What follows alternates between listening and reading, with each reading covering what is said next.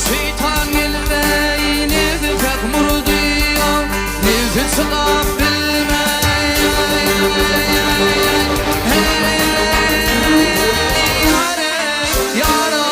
Yare adam buğday idi.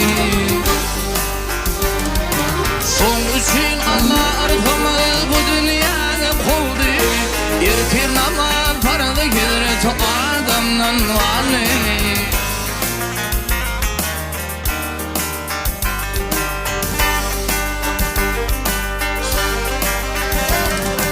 Sol zaman asmanın bırıva geliyor. Başında belalar var, kurban kıldı da. Kurban kabul olman için oğlun koymak çoğullu.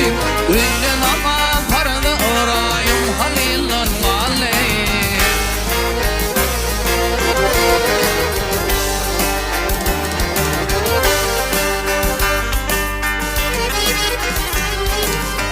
Yigiti vardileyi çıktılar şikarga.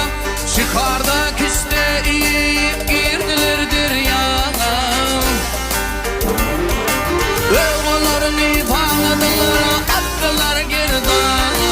İkindi namaz paralı gelir tuyunutsun vali.